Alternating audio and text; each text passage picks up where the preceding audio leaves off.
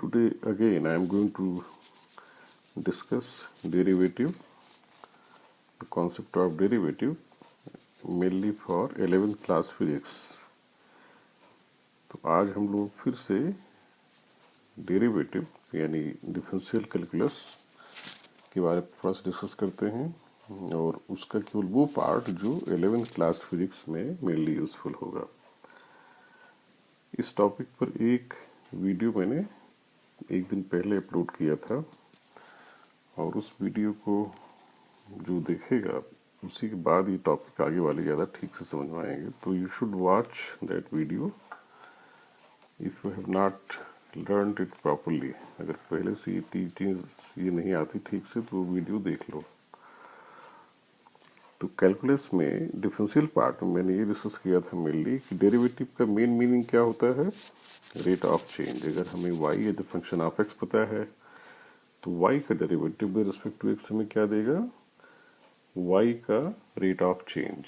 y t का function है तो dy y का derivative with respect to t हमें क्या देगा, y का rate of change with respect to t।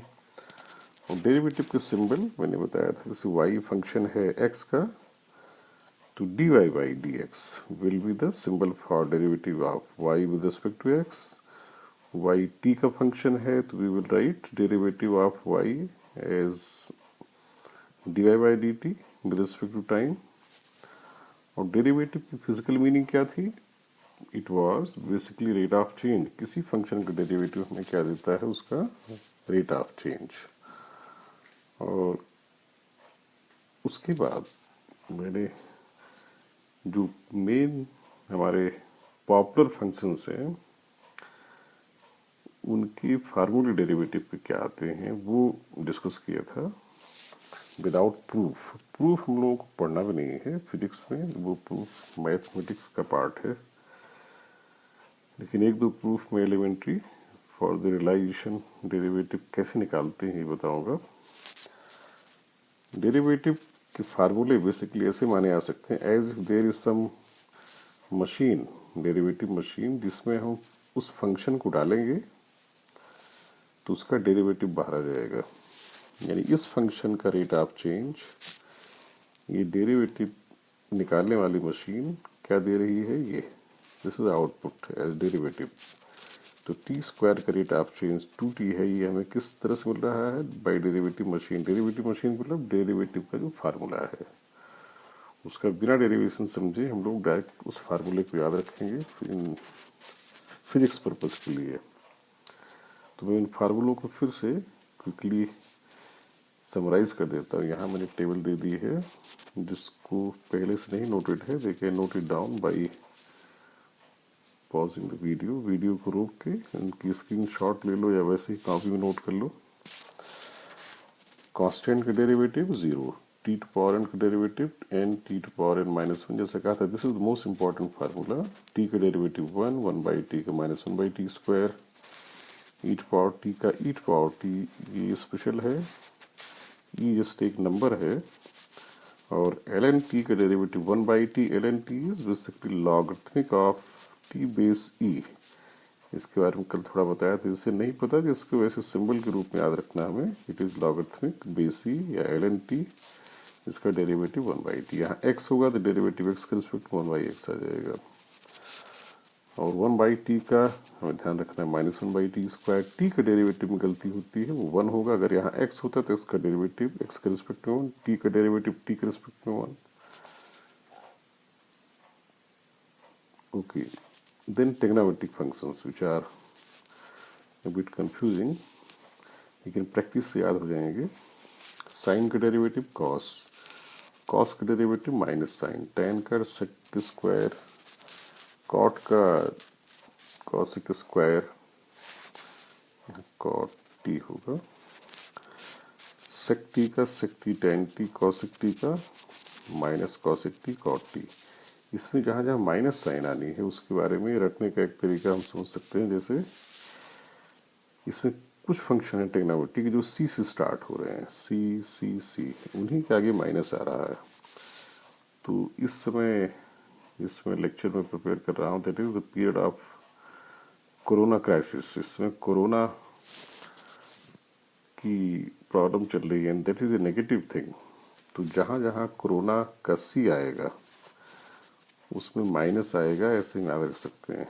Her case के लिए नहीं, जो बेसिक ट्राइग्नोमेट्रिक फंक्शन है कॉस कॉट एंड कॉसेक, इसमें सी फॉर कोरोना एंड कोरोना है तो नेगेटिव साइन डेरिवेटिव में आ जाएगा, राइट। ऐसे हम याद रख सकते हैं, वैसे बाई प्रैक्टिस ये अपने आप याद हो जाएगा। एक चीज़ यहाँ इस ग्राफ में रियलाइज कराऊंगा, साइन कॉस का ग्राफ तुम लोग आगे मैथ में पढ़ोगे, तो students will learn these graphs math,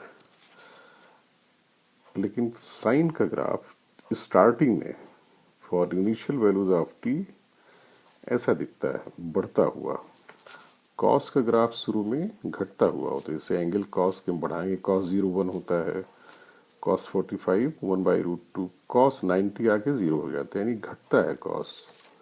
sign बढ़ता है शुरू में 0 से 90 डिग्री तक, तो जो बढ़ रहा है उसका मैंने मीनिंग बताया था डेरिवेटिव का, जो चीज़ बढ़ेगी उसका डेरिवेटिव प्लस आएगा, यानी उसका रेट ऑफ चेंज है, उसमें ग्रोथ है।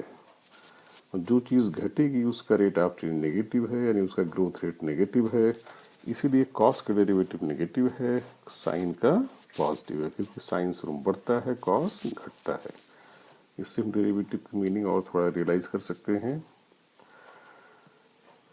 एंड ये चीज़ हम, हाँ, एक ग्राफ और है 1/t का, 1/t, t बढ़ने के साथ साथ बढ़ेगा, सॉरी घटेगा, वी कैन रियलाइज इट। जैसे t डिनोमिनेटर में बढ़ेगा, ये 1/t घटेगा, इसलिए 1/t का ग्राफ जो कि घटता हुआ है और 1/t का डेरिवेटिव भी नेगेटिव है। ये शो करता है 1/t is a decreasing function, जो जैसे से t बढ़ेगा घटेगा, जिसका rate of change is negative. और बेसिक ये इनकी ऑपरेशंस, जहाँ सम साइन है दो फंक्शन का या डिफरेंस है, जहाँ प्रोडक्ट है, फिर ये डिवीजन है। दो फंक्शन का अगर सम कहीं दिया है, डिफरेंस दिया है, तो उनका डेरिवेटिव निकालने के लिए अलग अलग फंक्शन का डेरिवेटिव निकाला जाएगा, फिर उनको जैसा साइन यहाँ बीच में डाल देंगे। प्रोडक्ट का थोड़ा बेसिकली इजी है, इसमें एक फंक्शन को हम ले लेते हैं, दूसरे का डेरिवेटिव करेंगे, फिर प्लस जिसको एज इट इज लिया गया था उसका डेरिवेटिव कर लेते हैं, जिसका पहले किया गया था उसको एज इट इज मल्टीप्लाई कर देते हैं। इसमें सबसे टफ है डिवीजन का याद रखना, बट मैंने जैसे पहले बताया था, यहाँ पे रिपीट कर रहा हूँ, इसकी ज़रूरत नहीं पड़ती फिजिक्स में specially, but it can be used in some special cases. Otherwise product से ही किया सकता है। जैसे कहीं पर लिखा हुआ है x/sin x, तो इसको लिख सकते हैं x into cosec x, we can convert it in product, और you can say if it is sin x/x, then we can treat it as a sin x into 1/x। तो हम division के फार्मूले से बच सकते हैं अगर उसमें कंफ्यूजन है। स्टिल याद है तो कहीं it will save your time, और उसको याद रखने में मैंने बताया था कि जो डिनोमिनेटर है, डिनोमिनेटर को हमें स्क्वायर करके लिख लेना है ओवरऑल डिनोमिनेटर में, जो डेरिवेटिव में आएगा। ऊपर को याद रखने में वही टेक्निक है मोर और लेस, जैसे इसमें प्रोडक्ट में बीच में माइनस साइन आएगा, तो इसमें क्या करते हैं, इसमें सीक्वेंस इज इम्पॉर्टेंट। पहले डेरिवेटिव, यहाँ ऑप्शन तक हम पहले किसी का भी करें, यहाँ ऑप्शन नहीं है, पहले न्यूमरेटर पार्ट का करना होगा, multiplied by denominator part minus denominator का derivative multiplied by numerator part as it is divided by whole G square, right. फिर मैंने पिछले लेक्चर में बताया था कि अगर कोई फंक्शन कांस्टेंट है तो उसका ग्राफ ऐसे दिखेगा, हर समय वो सेम दिखेगा, यानी इसमें ना कोई ग्रोथ है ना लॉस है, it is neither increasing nor decreasing, इसका रेट ऑफ चेंज जीरो कहा जाएगा, इसीलिए इसका डेरिवेटिव जीरो आएगा। अगर कोई फंक्शन बढ़ रहा है तो इसका डेरिवेटिव पॉजिटिव होगा, कोई फंक्शन घट रहा है तो इसका डेरिवेटिव नेगेटिव होगा। तो यहाँ से हम फील कर सकते हैं derivative always gives rate of change. अच्छा, फिर इसके डेरिवेटिव के थोड़े से एप्लीकेशन पे आते हैं। इसमें ग्राफिकल पार्ट कुछ और भी है, वो आगे भी बताऊंगा। लेकिन अब थोड़े से इसके प्रैक्टिकल एप्लीकेशन पे आते हैं डेरिवेटिव के। तो प्रैक्टिकल एप्लीकेशन सबसे पहले हमें काइनेमेटिक्स में आएगा। दैट पोजीशन या डिस्प्लेसमेंट जिसको हम लोग कहते हैं, अगर कोई ऑब्जेक्ट स्ट्रेट लाइन में चल रहा है तो उसकी पोजीशन किस रेट से चेंज करेगी, यानी किस रेट से उसका डिस्प्लेसमेंट चेंज होगा। तो in small time D T it will move by ds. We can say this s is changing at rate ds by dt, और ये डिस्प्लेसमेंट जिस रेट से चेंज होगा उसी को हम लोग वेलोसिटी कहते हैं। वी से वेलोसिटी एज से 5 metre per second, that means every second the object will move by 5, right. तो velocity is basically rate of change of position और डिस्प्लेसमेंट। तो सबसे पहला एप्लीकेशन यहाँ आएगा, D S by D T will give the velocity. तो अगर S as a function of time हमें पता है तो उसका डेरिवेटिव करके हम as function of time velocity निकाल लेंगे। और इसको मैंने पिछले लेक्चर में एग्जाम्पल भी लिया था 9th क्लास में। ये हर बोर्ड में लगभग पढ़ा दिया जाता है कि initial velocity is u and acceleration is a and it is constant acceleration case, then displacement in time t is half at square। और इसका डेरिवेटिव जो मैथमेटिकल टेक्निक्स हमने सीख रखी हैं अब तक डेरिवेटिव की, उसके बेसिस पर डेरिवेटिव किया जाए तो ut का डेरिवेटिव u हो जाएगा। अब इसको ज़्यादा एक्सप्लेन नहीं करूँगा, you should be able to do it. a by 2 into 2t, तो फाइनली हो जाएगा u plus a t. u plus a t constant acceleration case के लिए जिसमें इनिशियल वेलोसिटी u होती है, it is velocity at time t, जिसको हम लोग फाइनल वेलोसिटी कहते हैं। फाइनल मतलब टी टाइम के बाद। कब से टी टाइम के बाद? जब वेलोसिटी शुरू में u थी, उससे टी टाइम बीतने के बाद वेलोसिटी अगर v है तो वो टी टाइम पर वेलोसिटी कही जाएगी, उसको हम फाइनल भी कहते हैं। अब फाइनल न कह के ये कहेंगे velocity at time t। We have verified here velocity is equal to rate of change of displacement with respect to time ds by dt। तो we don't need it to derive further that how v becomes ds by dt, it is verified and in physics class it is enough to realize it। इसको हमें और ज़्यादा complicate करने की जरूरत नहीं है। ऐसे इसमें छोटा सा एग्जाम्पल में और एक लेता हूँ। Suppose we are given displacement at time t as 2t minus 3t square. तो इसका ds बाई डी टी क्या आ जाएगा? ds बाई डी टी आ जाएगा 2 माइनस टी स्क्वायर की डेरिवेटिव 2t, थी कांस्टेंट मल्टीप्लाई हो जाएगा तो यहाँ आ जाएगा 60, 2 माइनस 60। तो अब इसी में अगर कोई ये पूछता है चलो ये बताओ वेलोसिटी किस समय जीरो होगी, since ds by D T is velocity, तो now with the help of derivative we can find velocity किस समय जीरो होगी। v को जीरो कर दें, टाइम आ जाएगा, time we will get as 1/3, 2/6 यानी 1/3। और पूछ लिया जाए कब से वो नेगेटिव डायरेक्शन में चलेगा, तो जब वेलोसिटी नेगेटिव हो जाएगी तो उसको भी निकाल सकते हैं। Means velocity will be taken as derivative of displacement और position with respect to time without any confusion. And similarly just minute, इसमें हमेशा acceleration constant which is not necessary. अब डिस्प्लेसमेंट का कोई भी फॉर्मूला दिया जाए उसको डेरिवेट करके हम लोग टी टाइम की वेलोसिटी निकाल सकते हैं।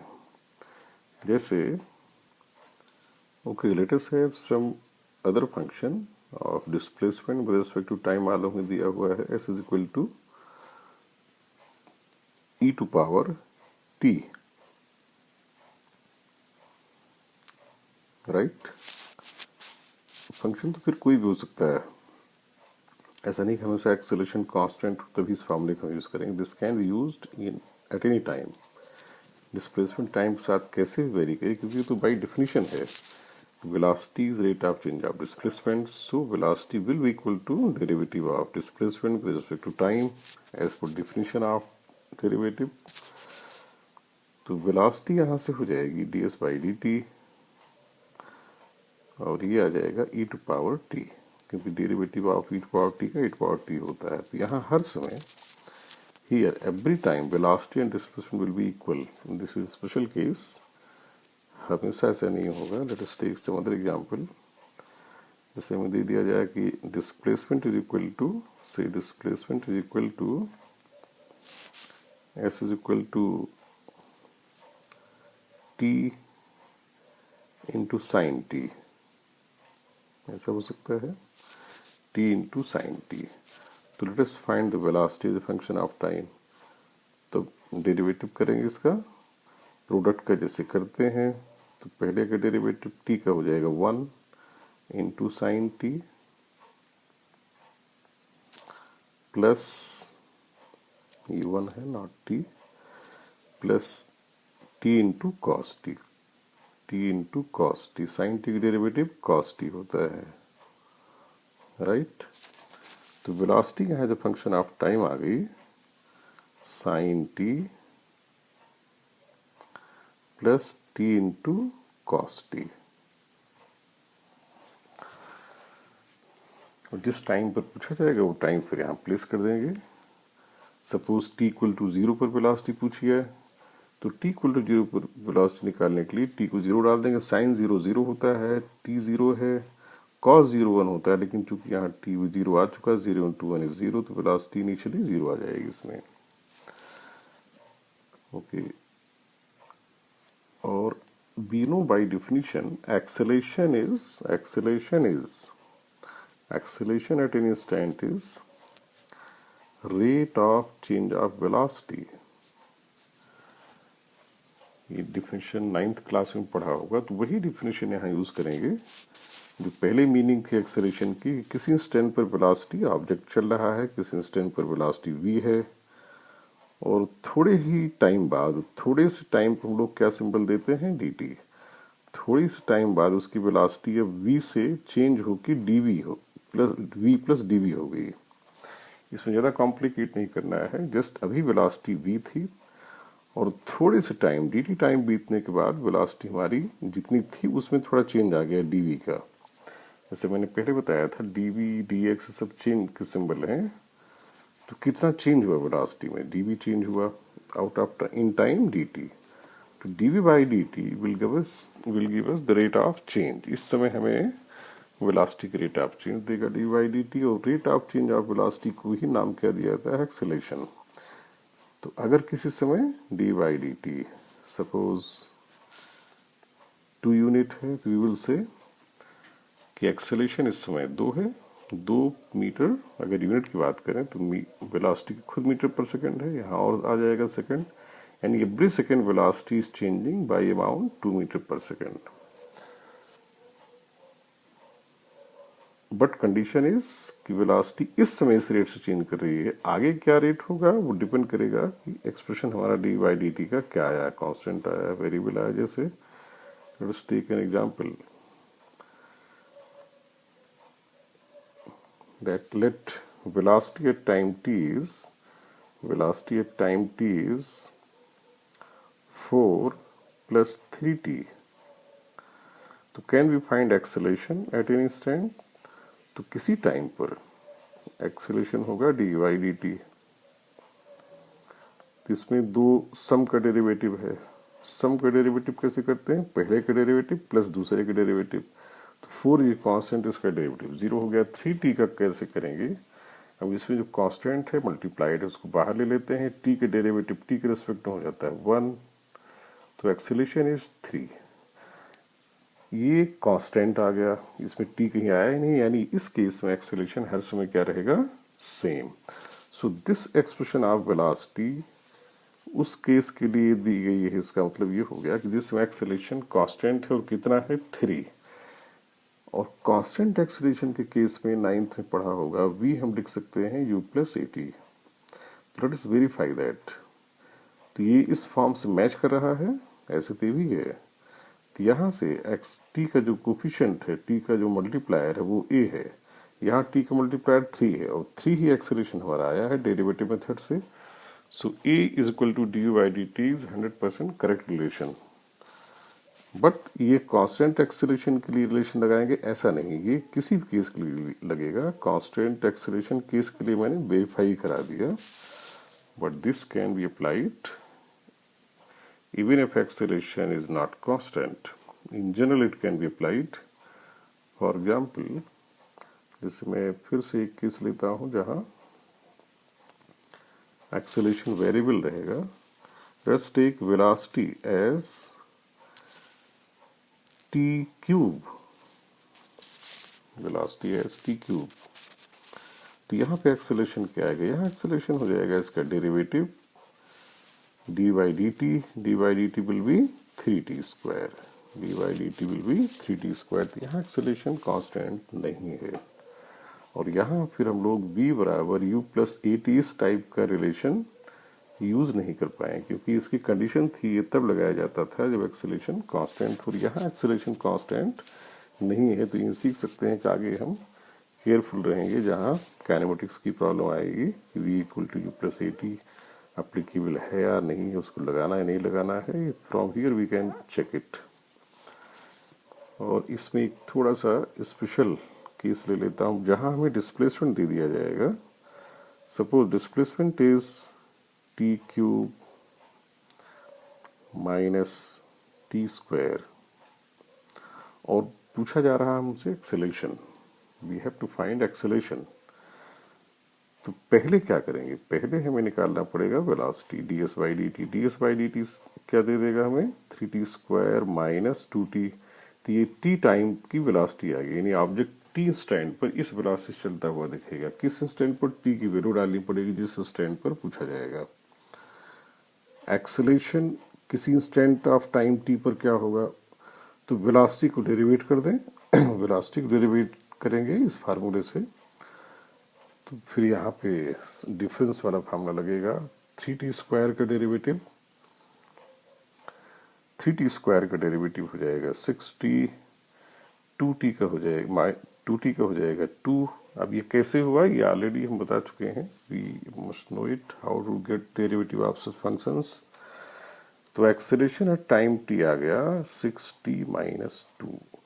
तो यहाँ भी एक्सेलरेशन टाइम के साथ कांस्टेंट नहीं है, और इस प्रॉब्लम में भी हम लोग v बराबर u प्लस ए टी या s is equal to u t plus half a t square जैसा रिलेशन नहीं लगा सकते, राइट। तो यहाँ हमें डेरिवेटिव मेथड ही यूज करना पड़ेगा।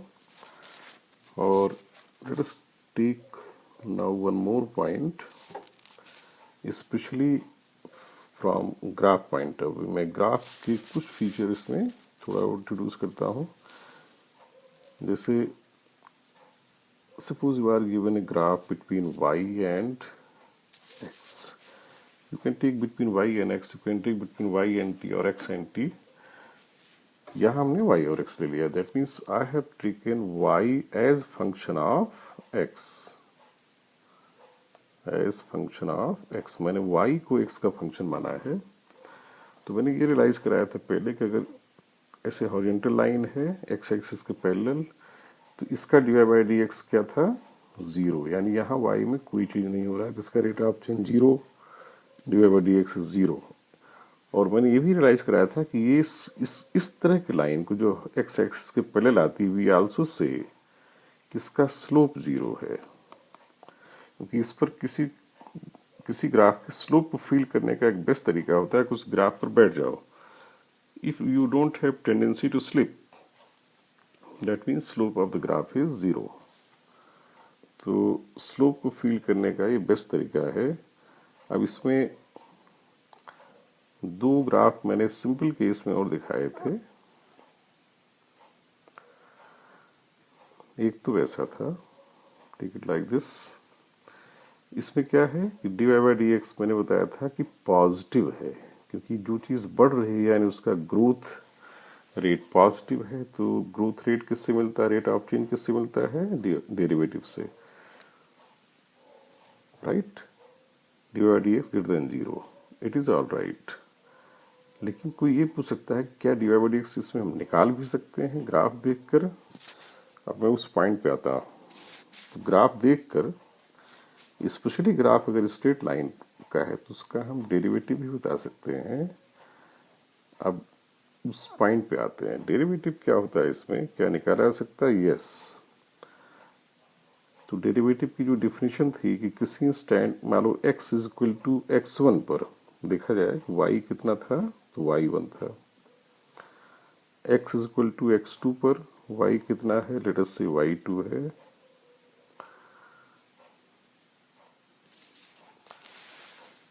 और डेरिवेटिव का जो मीनिंग थी वो क्या थी कि रेट ऑफ चेंज। तो x1 से x2 चेंज होने में y कितना चेंज हुआ, y चेंज हुआ इतना, y2 minus y1, let us solve this triangle. तो रेट ऑफ चेंज जिसको मैंने dy बाई dx कहा था, रेट ऑफ चेंज को dy बाई dx कहा था, तो dy by dx y2 minus y1 upon x2 minus x1। इसमें थोड़ा सा बहुत मैथमेटिकल डिटेल नहीं आते, मीनिंग समझने के लिए डेरिवेटिव का हमें देखना होगा कि इस केस में अगर मैं इसको dy बाई dx मानूं तो कहाँ तक जस्टिफाइड होगा। Let us see, rate of change है ये, rate of change y2 minus y1 ये इस ट्रायंगल की हाइट है, x2 माइनस x1 इस ट्रायंगल का बेस है। तो ये हो गया h upon b। And if this line is inclined at angle theta from इस x लाइन, बेस लाइन जिसको हम x एक्सिस कह सकते हैं, इस बेस लाइन से इसका एंगल है थीटा, राइट। तो ये एंगल भी थीटा होगा, ये वाला दिस एंगल, ये भी थीटा होगा। और ये थीटा, इसका मैं tan लूँ तो ये tan होगा h upon B, h upon B, h upon B ही है ये। तो कैन आई से कि स्लोप, मैथमेटिक्स जो थोड़ा 9th में स्ट्रेट लाइन की पढ़ी हुई है 10th में, तो कोई भी लाइन इस तरह की x एक्सिस से, यानी जो हॉरिजॉन्टल एक्सिस होती है उससे जो एंगल बनाती है, उस एंगल के tan को हम लोग कहते हैं slope of the line, slope of the line. तो यहां से ये निकल के आया कि अगर हमारा ग्राफ स्ट्रेट लाइन है तो जिस क्वांटिटी का ग्राफ ड्रा किया गया है उसका डेरिवेटिव एग्जैक्टली उस लाइन के स्लोप के बराबर होगा, उस लाइन के स्लोप के बराबर होगा। तो इस तरह से हम स्ट्रेट लाइन ग्राफ में डेरिवेटिव बिना किसी कैलकुलेशन के ग्राफ से भी निकाल सकते हैं।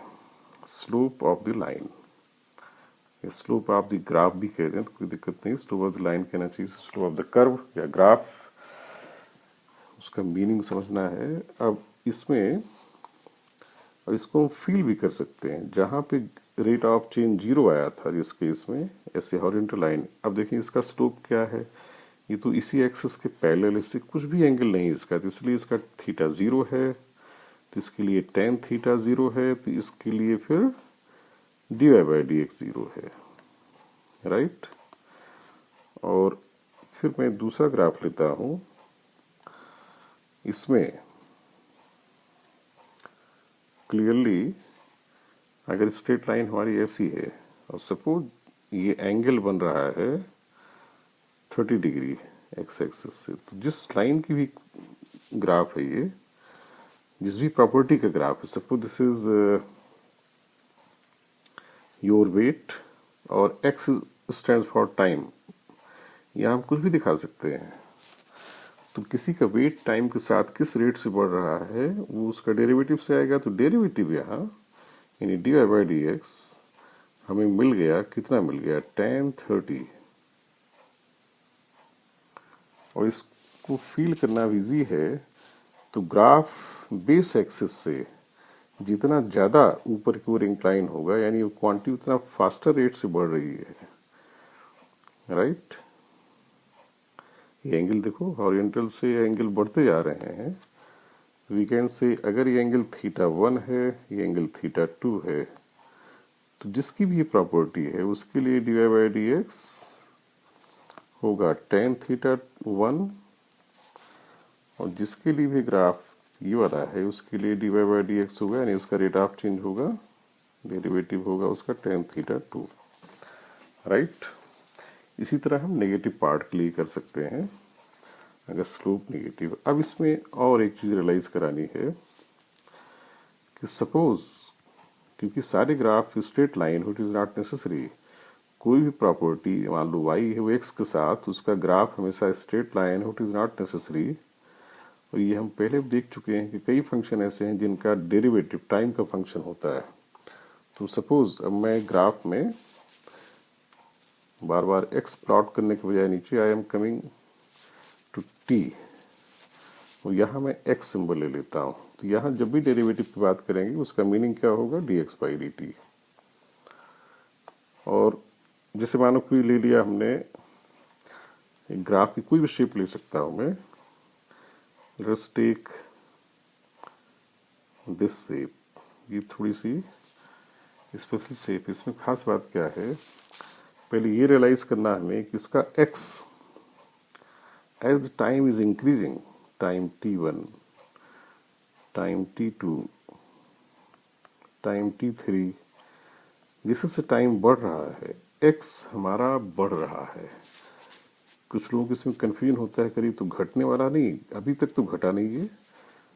ये हाइट ऑब्वियसली इससे ज़्यादा है, ये वाली इससे ज़्यादा है, ये वाली, इसमें हमें कंफ्यूज नहीं होना, x अभी घटा नहीं है। लेकिन अगर मैं ये दोनों इंटरवल लगभग बराबर इमेजिन करके चलो कि यहाँ पे हमने टाइम में सेम चेंज लगभग होने दिया, लेट अस ये टाइम था हमारा 2 सेकेंड, ये था 4 सेकेंड, ये था 6 सेकेंड, तो क्लियरली हम देख सकते हैं कि 2 से 4 यानी इस 2 सेकेंड में x में जितनी ग्रोथ हुई है, x में ग्रोथ ही हुई इतनी हुई है, राइट, दिस मच। और अगले 4 से 6 सेकेंड यानी अगले 2 सेकेंड में केवल इतनी हुई है। तो ग्रोथ उतने टाइम बाद में कम हुई है, पहले उतनी टाइम में ज़्यादा हुई है।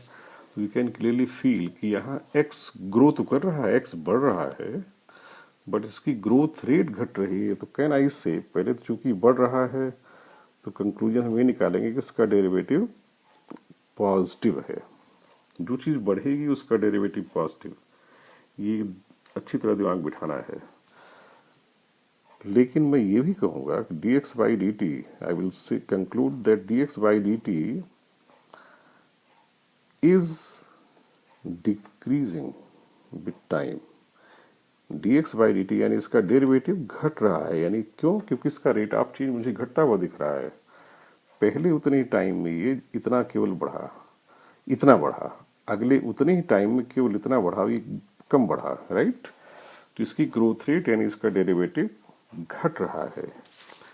ग्रोथ रेट है यानी डेरिवेटिव पॉजिटिव है, ग्रो कर रहा है एक्स विद टाइम, लेकिन बाद में वो धीरे धीरे ग्रो कर रहा है। तो आई विल से कि उसका derivative is decreasing with time.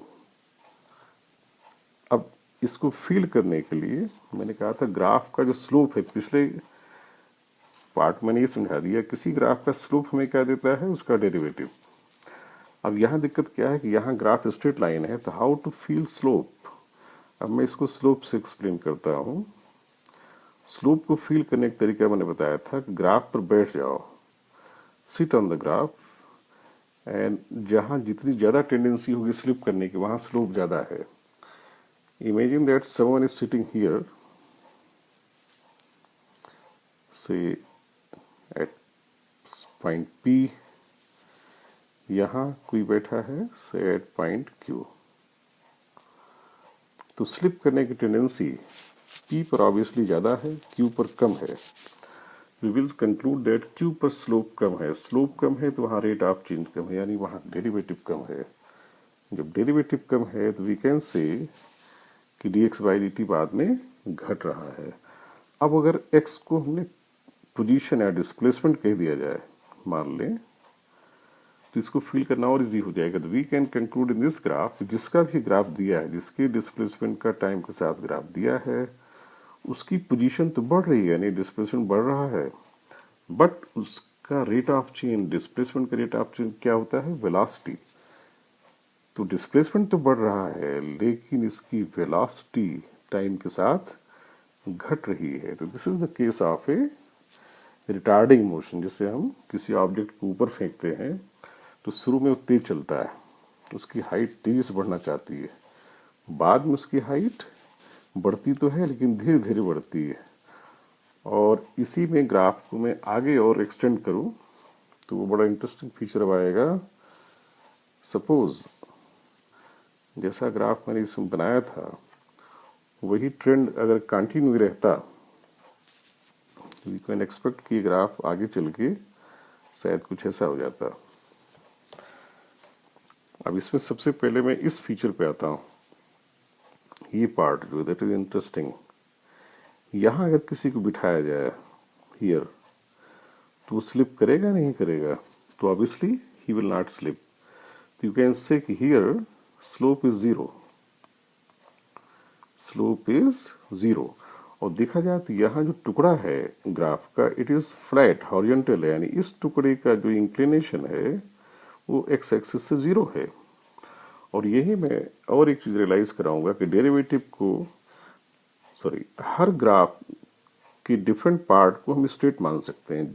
Graph कितना भी कर्व्ड है we can treat the whole graph as combination of straight lines. तो किसी भी टुकड़े का मान लो मैं इस पार्ट को उठा लूं और इसको मैं एनलार्ज करके यहाँ प्लॉट करता हूँ जूम करके, तो ये कुछ ऐसा दिखेगा।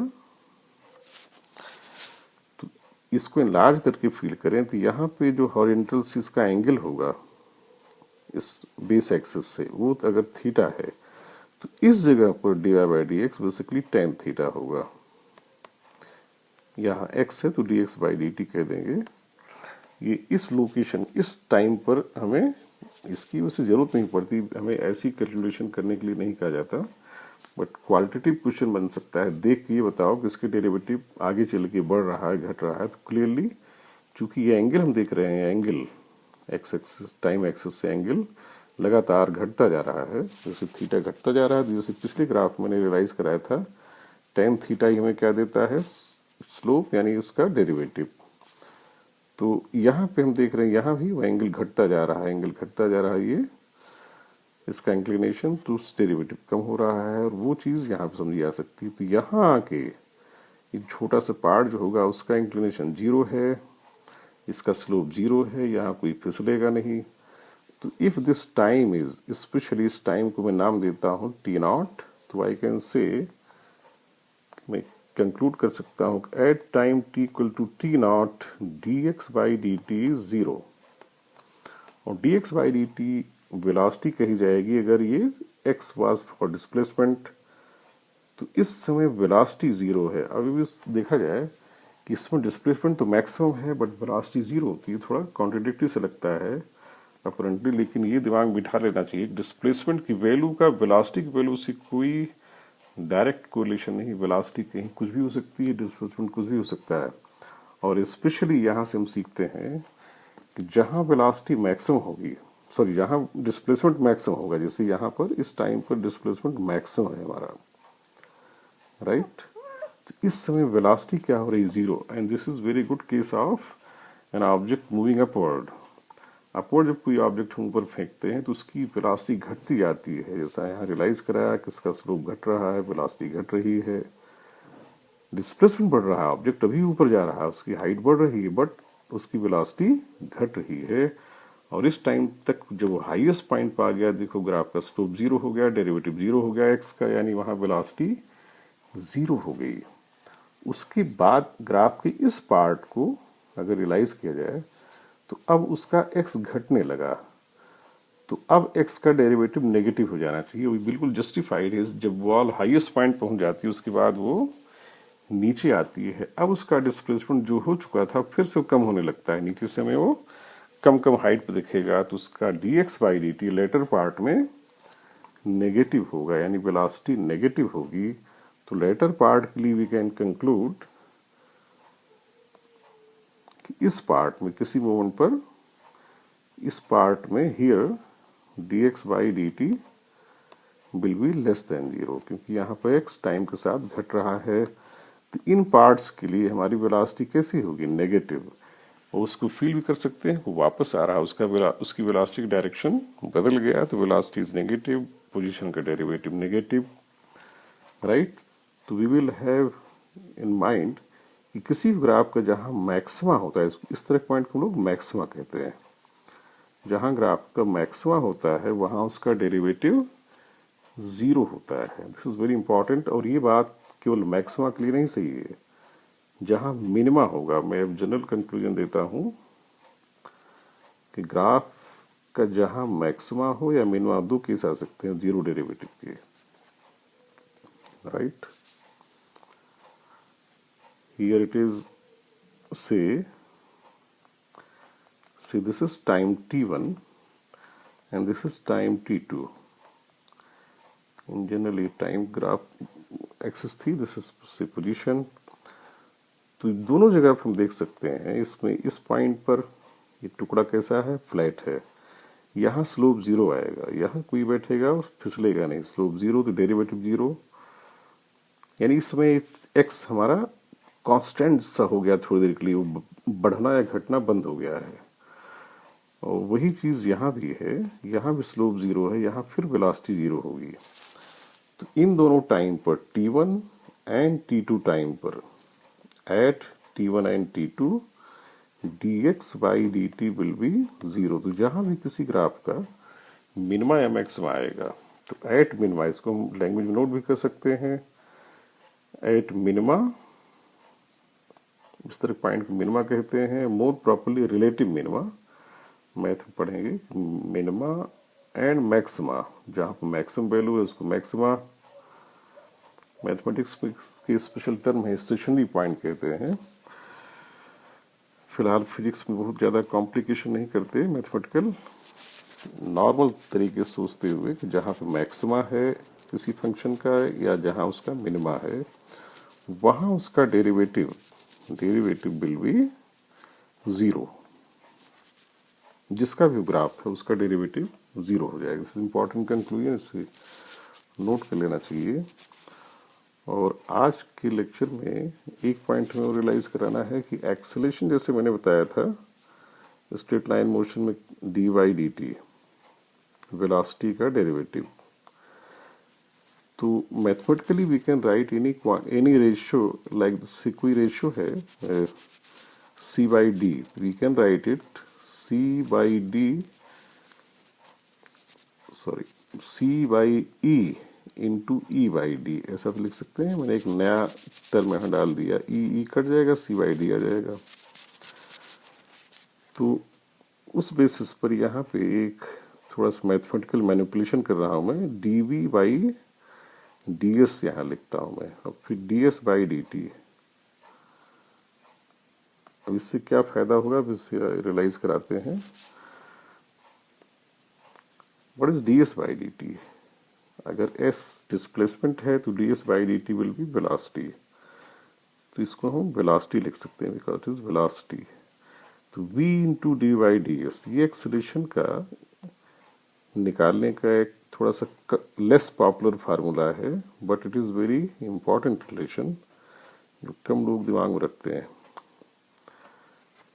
इसको रखना चाहिए माइंड में, क्योंकि इसका एडवांटेज हमें वहाँ मिलता है जहाँ वेलोसिटी डिस्प्लेसमेंट का फंक्शन दी गई हो और डायरेक्टली एक्सेलरेशन निकालना हो। तो इससे हमारा टाइम बचेगा और धीरे धीरे इसको भी माइंड में बिठा लेना चाहिए। ये तो सब बच्चों को याद रहता है, पहले से याद हो जाता है, but this is also important. तो दोनों रिलेशन हमें दिमाग रखना चाहिए।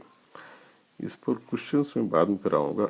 आज के लेक्चर में एक सिंपल सा डेरिवेटिव में बताने जा रहा हूँ, हाउ टू प्रूव इट। जैसे हम लोगों ने फार्मूले पढ़ लिए कि टी स्क्वायर या टी टू पावर एन का डेरिवेटिव क्या होता है, n T to power N minus one. ऐसे बहुत सारे फार्मूले हमने बता दिए। बुक्स में और भी तरह के फंक्शंस मिलेंगे, लेकिन मैंने अभी तक कोई भी केस ये नहीं रियलाइज़ करा कैसे आता है। तो let us take one simple case. Physics में कभी भी डेरिवेटिव का प्रूफ नहीं पूछा जाता, केवल उसका एप्लीकेशन इंपॉर्टेंट है। स्टिल डेरिवेटिव का फील कराने के लिए एक केस का मैं प्रूफ देता हूँ। क्योंकि let us assume that x is T square, simplest एक फंक्शन लेते हैं। इसका डेरिवेटिव हमें फार्मूले से कितना आता है, 2t। लेकिन देखें कैसे ये डेरिवेटिव निकाला गया होगा, जो डेरिवेटिव का कॉन्सेप्ट है उसको यूज करके, हाउ इट कम्स। तो बाय डिफिनीशन डेरिवेटिव की डिफिनीशन क्या है? डेरिवेटिव की डिफिनीशन होती है rate of change. Rate of change का मतलब जिसका फंक्शन है उसमें चेंज करो, फिर करस्पॉन्डिंग फंक्शन में चेंज देखें। तो किसी इंस्टेंट ऑफ टाइम टी पर एक्स, हमारा एक्स है, नो प्रॉब्लम। टाइम को हमने थोड़ा सा बढ़ने दिया, और थोड़े से बढ़ने को हम सिंबल दे सकते हैं डेल्टा टी। तो करस्पॉन्डिंग एक्स हमारा चेंज होके हो गया, जितना पहले था उसमें जो चेंज हुआ उसको मैंने डेल्टा एक्स कह दिया, राइट।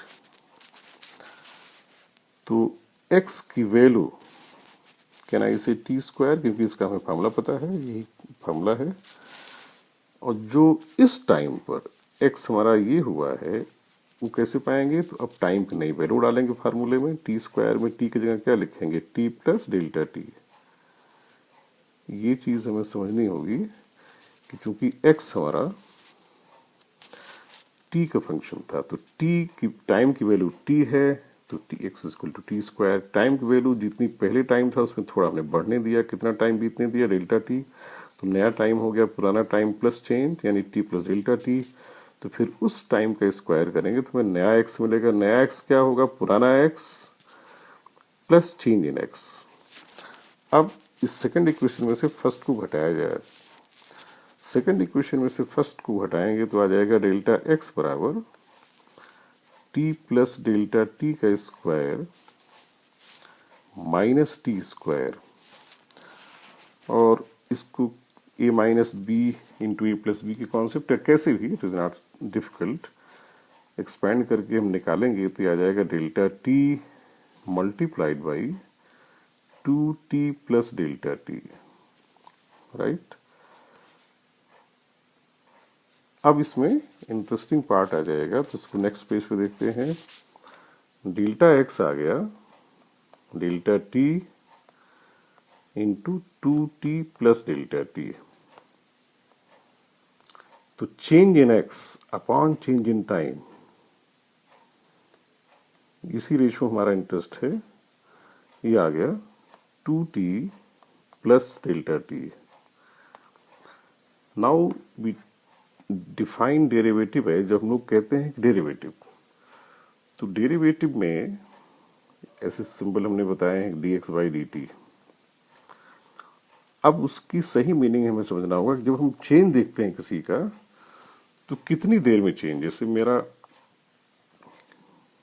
जो नॉलेज है वो किस रेट से बढ़ रहा है। तो अगर पूरे साल में देखा जाए तो हमने 60 पॉइंट सीखा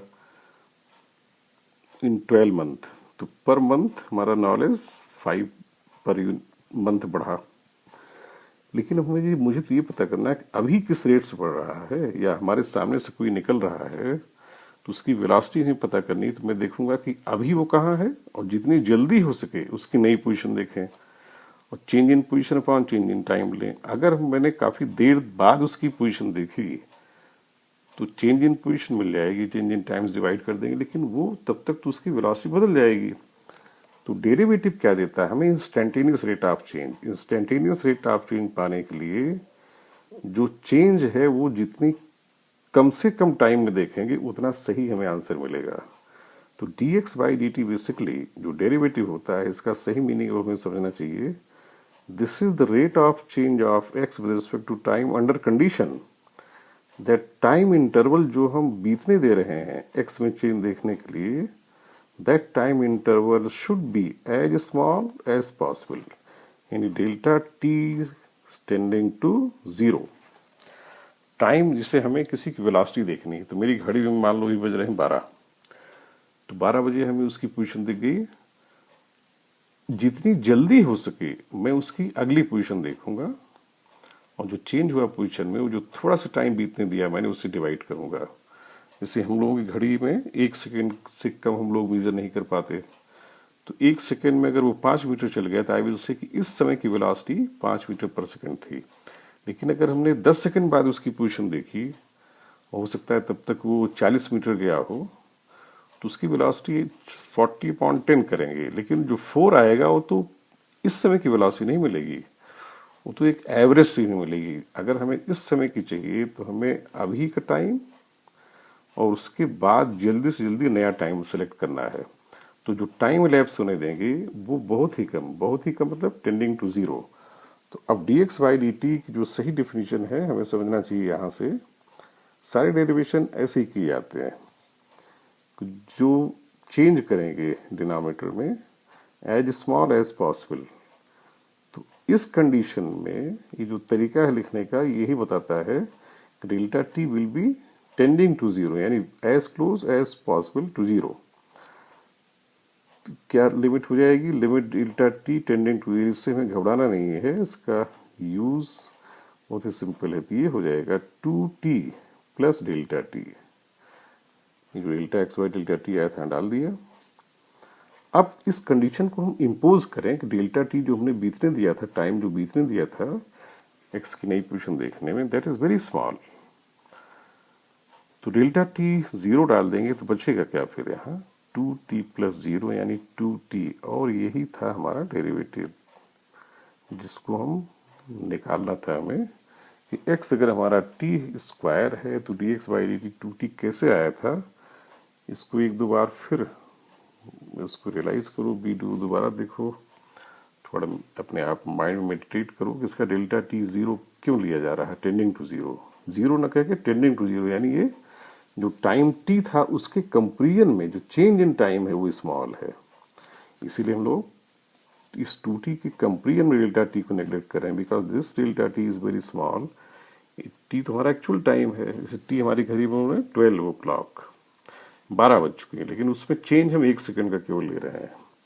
तो समथिंग लाइक दैट। तो जो चेंज होगा वो उस मेन टाइम कंपेरिजन में नेग्लेक्ट कर दिया जाएगा। इसी तरह ट्रिग्नोमेट्रिक फंक्शंस के जो डेरिवेटिव हैं उनको प्रूव किया सकता है, किसी भी केस को ऐसे इम्प्रूव कर सकते हैं। और ऐसे कुछ प्रूफ किसी और एक्स्ट्रा लेक्चर में I will upload, but that is not necessary. तो आज के लेक्चर में डेरिवेटिव का ग्राफिकल इंटरप्रिटेशन और इस एक केस में प्रूफ, और ये स्पेशल फार्मूले जो एक्सेलेरेशन के आए b d by d x, ये तो डी बाई डी टी सबको पता हो जाता है धीरे धीरे, ये हमें दिमाग में रखना है। और वेलोसिटी अगर पोजीशन टाइम ग्राफ दिया है तो उसमें जहां उसका मैक्सिमा और मिनिमा होगा वहां ऑब्जेक्ट की वेलोसिटी जीरो होगी। और इस तरह के ग्राफ में बताया था मैंने, ग्राफ का जो स्लोप होगा वो क्या देगा? डेरिवेटिव। ग्राफ के स्लोप को फील करने के लिए हमें ग्राफ पर किसी को बैठा इमेजिन करना चाहिए। अगर ज़्यादा तेज स्लिप करता है तो वहाँ स्लोप ज़्यादा है, यानी वहाँ डेरिवेटिव ज़्यादा है।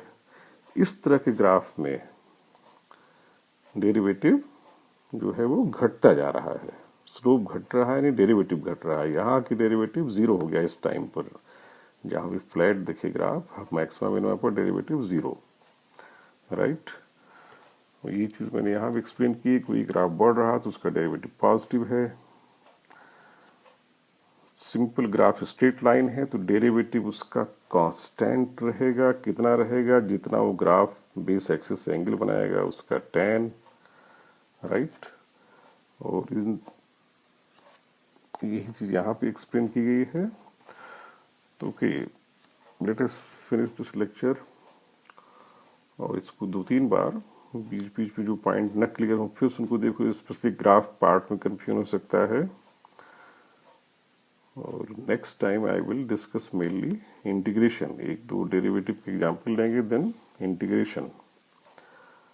Okay, thank you.